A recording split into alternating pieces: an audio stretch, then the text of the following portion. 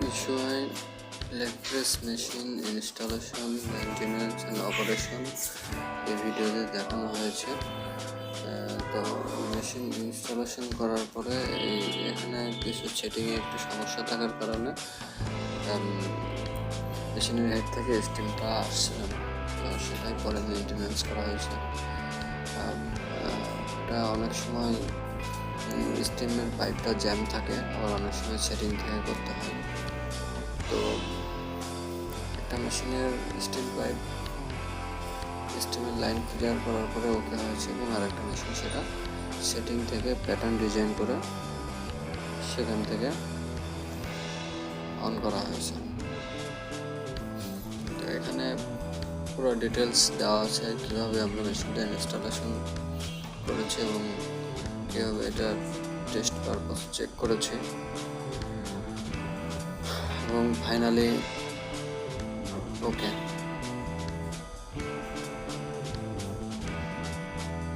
সবগুলো মেশিন আমাদের চায়না থেকেই আসে, সরাসরি চায়না থেকেই নিয়ে আসে, এবং কোনো দেখা যাচ্ছে যে নিয়ে আসার পরে অনেক সময় কোনো সফটওয়্যার থেকে সমস্যা হয়, আবার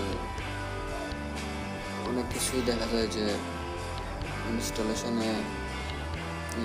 করতে গেলে সেগুলো আমরা দেখতে পাই আর কি। তো এই ভিডিওটাতে পুরো সেটিং সম্পর্কে ক্লিয়ারলি একটা ধারণা দেওয়া হয়েছে। স্টিমের সেটআপ, স্টিম কীভাবে সেটিং থেকে অফ করা যায় বা ভিতর থেকে অফ করে রাখা যায়। এখানে ম্যানুয়াল, অটো ও সব রকমের ফাংশন দেওয়া আছে। স্টিম অটোতে চলবে, স্টিম ম্যানুয়ালেও চলবে, আবার প্যাটার্ন ডিজাইনের মাধ্যমেও সুন্দরভাবে দেখানো হয়েছে।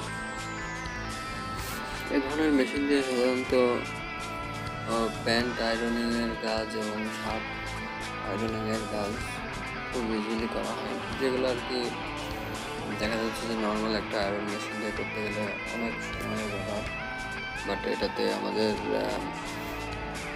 দেওয়ার সাথে সাথে 3 থেকে 4 সেকেন্ডের ভিতরে এটা কমপ্লিট হয়ে যাচ্ছে। প্রযুক্তিগত দিক থেকে যত এগিয়ে আনা যায় আর কি, সেটাই হচ্ছে এই মেশিনের একটা উদাহরণ। আর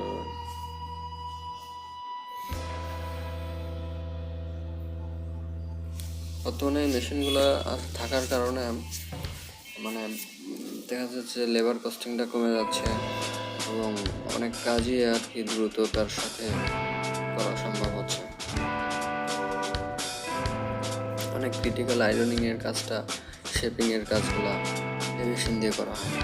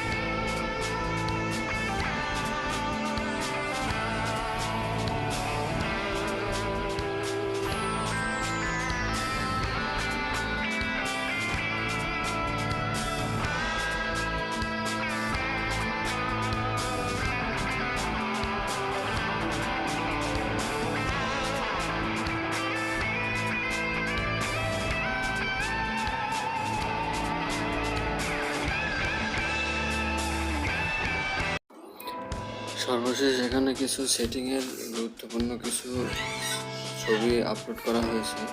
যখন হয়তো এখানে আপলোড করে রাখার একটাই কারণ, হয়তো যখন নতুন কোনো কিছু আবার ইনস্টলেশন করব, অনেক সময় সেটিংয়ের অনেক তারতম্য থাকে, ডিফারেন্স থাকে। যেহেতু অনেক মেশিনারিজ নিয়েই কাজ করতে হয়, হয়তো একটা মেশিন আজকে করলাম, আবার 3-4 মাস পরে বা কবে কখন সেটা চেঞ্জ হয়, ভ্যারাইটিস মেশিনারি। সেক্ষেত্রে গুরুত্বপূর্ণ কিছু ছবি আগে থেকেই আমি কালেক্ট করে রাখি, যেন পরবর্তীতে সমস্যা সম্মুখীন আসলে না হতে হয়। সেই জন্যই আর কি ভিডিওগুলো করা।